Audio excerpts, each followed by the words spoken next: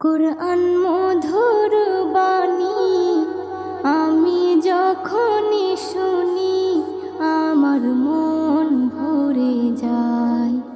কুরআন মধুর বাণী আমি যখনই শুনি আমার মন ভরে যায়।